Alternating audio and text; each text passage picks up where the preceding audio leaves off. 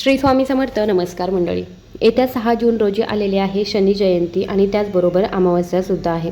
या दोनही तिथी एकाच दिवशी येत असल्यामुळे हा एक अत्यंत शुभयोग मानला जातो. आपल्या हिंदू धर्मामध्ये अमावस्येला आणि शनी जयंतीला या दोनही तिथींना अतिशय पवित्र असं धार्मिक महत्त्व दिलं जातं. या दिवशी पवित्र नदीत स्नान केलं जातं, तसेच दान देखील दिलं जातं. शनिदेवांना दान करणाऱ्या व्यक्तींवरती अत्यंत प्रेम असतं. त्यांना कोणत्याही प्रकारचे दुःख त्रास ते येऊ देत नाही. शनिदेवता जे आहे ते कष्टाला जास्तीत जास्त स्थान देतात किंवा कष्ट करणाऱ्या व्यक्तीच्या जीवनामध्ये त्यांचा कधीही प्रकोप होत नाही किंवा ते नेहमीच कष्ट करणाऱ्या व्यक्तीच्या सोबत राहतात. आणि याच्यामुळे आपण आपल्या आयुष्यामध्ये जास्तीत जास्त कष्ट करण्याचा प्रयत्न करा. कारण आपल्याला माहीत आहे की फुकट किंवा बसून आपल्याला कोणी काहीही देत नाही. परंतु जेव्हा आपण प्रयत्न करत असतो तेव्हा नक्कीच शनिदेवता आपल्यावरती प्रसन्न असतात आणि कोणत्याही गोष्टीसाठी प्रयत्न केले तर त्या गोष्टी सफल होतात. ते शनिदेवतांचे आशीर्वाद असल्यामुळे. आणि अशी शनिदेवांची कृपा आपल्यावरती कायम राहावी यासाठी आपण शनी जयंती प्लस अमावस्या या दोनही तिथींना आपण काही उपाय जे आहे ते करू शकतो. कुंडलीतील पितृदोष जर दूर करण्यासाठी आणि त्यांचे आशीर्वाद मिळवण्यासाठी सुद्धा शनी जयंतीच्या दिवशी आणि अमावस्येच्या दिवशी पूजापाठ करणे अत्यंत शुभ मानलं जातं. याशिवाय आपल्या कुंडलीमध्ये शनिदेवाची संबंधित काही दोष असतील तर अमावस्येच्या दिवशी काही विशेष उपाय आणि पूजा केले जातात. असं केल्याने सुद्धा समस्या दूर होतात. तर सर्वात पहिला उपाय जो आहे, जर आपल्या आयुष्यामध्ये 7.5 असेल तर याचा खूप चांगला प्रभाव जो आहे तो आपल्या आयुष्यामध्ये होतो. तो म्हणजे शनी मंत्राचा जप करणं. अमावस्येच्या दिवशी शनिदेवाच्या संबंधित मंत्राचा जप केला तर शनीशी संबंधित दोष जे आहे ते दूर होतात. त्याचबरोबर यावेळी अमावस्या आणि शनी जयंती एकाच दिवशी आहे, त्याच्यामुळे याचा प्रभाव जो आहे तो जास्तीत जास्त होऊ शकतो. तर मंत्र काय आहे? ओम प्राणप्रथम प्राणसह शैनेश्वराय नमः. ओम प्राणप्रथम प्राणसह शैनेश्वराय नमः. या मंत्राचा जप आपण किमान 108 वेळा तरी करायचा आहे. असं म्हटलं जातं की या मंत्राचा नियमित जप केल्याने सर्व शनिदोष जे आहे ते दूर होतात. 7.5 जी आहे ती दूर होते. मंत्र पुन्हा एकदा सांगते. ओम प्राणप्रथम प्राणसह शैनेश्वराय नमः. त्याच्यानंतर दुसरा महत्त्वाचा उपाय आहे ती म्हणजे शनिदेवाची उपासना. अमावस्येला शनिदेवाची पूजा केल्याने शनिदोषांचा प्रभाव कमी होऊ शकतो. यासाठी शनिदेवाची मूर्ती, शनिमंडळ किंवा शनीचे प्रतीक असलेले साहित्य ठेवून शनिदेवाची आपण पूजा करू शकतो. पूजेच्या वेळी शनी चालिसा, शनी अष्टोत्तर शतनामावली किंवा शनी स्तोत्राचं पठण करणं देखील खूप फायदेशीर मानलं जातं. त्याचबरोबर पुढची गोष्ट आहे ती म्हणजे शनी दोषापासून जर मुक्तता हवी असेल तर कोणत्याही अमावस्या तिथीला तुम्ही हे दान करू शकता. परंतु आत्ताची जी अमावस्या आहे ती अत्यंत महत्त्वाची आहे, कारण शनी जयंती आणि अमावस्या आहे. तर शनी दोषापासून मुक्तता मिळवण्यासाठी दान करणं आवश्यक आहे.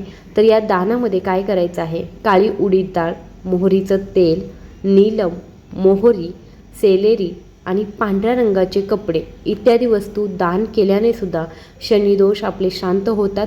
लक्षात ठेवा, दान करताना गरीब आणि गरजू व्यक्तींना दान गेलं पाहिजे.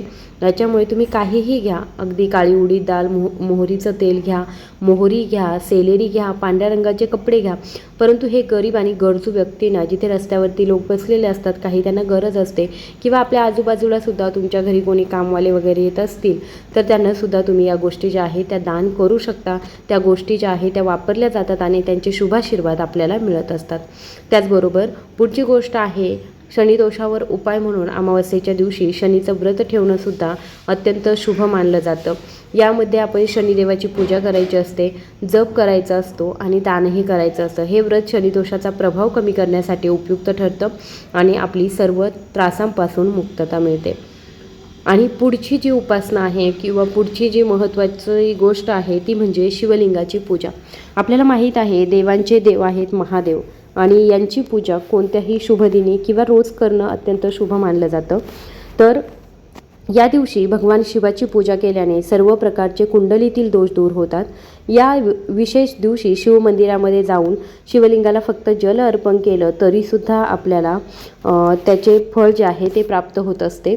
त्याचबरोबर पिंडदानही या दिवशी केले जाते. यामुळे आपले पितर जे आहे ते प्रसन्न होतात. आता तुम्ही शिवमंदिरामध्ये जर जात असाल तर जल घेऊनच जा, परंतु त्याचबरोबर भगवान शिवशंकरांना अशा अनेक गोष्टी आहेत की ज्या प्रिय आहेत आणि ज्या तुम्ही जर अर्पण करत असाल जसे की चंदन असेल, दही असेल, तूप असेल, पंचामृत असेल, अशा मध असेल, उसाचा रस असेल, या ज्या गोष्टी आहेत या गोष्टी खूप कमी किमतीच्या आणि खूप सहज उपलब्ध होणाऱ्या गोष्टी आहेत. तर या ज्या गोष्टी आहेत त्या जर तुम्ही महादेवांना अर्पण करत असाल तर महादेवांची कृपा नेहमी आपल्यावरती असते. त्याचबरोबर महादेवाच्या शिवलिंगावरतीच अर्पण केलेलं बेलपत्र जे आहे ते स्वतः आपण पुन्हा घेऊन उचलून तेच बेलपत्र स्वच्छ धुवून पुन्हा शिवलिंगावरती अर्पण केलं तरीसुद्धा त्याचं जास्तीत जास्त फळ आपल्याला मिळतं. त्याचबरोबर शमीपत्र असेल, बेलपत्र असेल, अशा गोष्टी ज्या आहेत त्या शिवमंदिरामध्ये गेल्यानंतर अर्पण करायला विसरू नका. अमावस्या तिथीला पिंपळाच्या झाडावरती माता लक्ष्मी आणि भगवान विष्णूसुद्धा विराजमान असतात. त्याच्यामुळे अमावस्येच्या दिवशी पिंपळाच्या झाडाला पाणी अर्पण करा, एक तुपाचा दिवा लावा, त्याचबरोबर साखर अर्पण करा किंवा मग तुम्हाला काही गोड पदार्थ जो आहे तो अर्पण करता येत असेल तर तो अर्पण करा. तर अशा पद्धतीने आपल्याला या दिवशी हे उपाय जे आहे ते करायचे आहे. कारण शनी जयंती आणि अमावस्या या 2 तिथी एकत्र आहेत आणि या दिवशी जर तुम्ही पिंपळाच्या वृक्षाची जरी पूजा केली तरीसुद्धा त्याचं फळ जे आहे ते तुम्हाला निश्चित भेटणार आहे. आय होप ही दिलेली माहिती तुम्हाला आवडली असेल तर जास्तीत जास्त लोकांपर्यंत शेअर करा. आवाज पहिल्यांदाच ऐकत असाल तर चॅनलला सबस्क्राईब करा. धन्यवाद.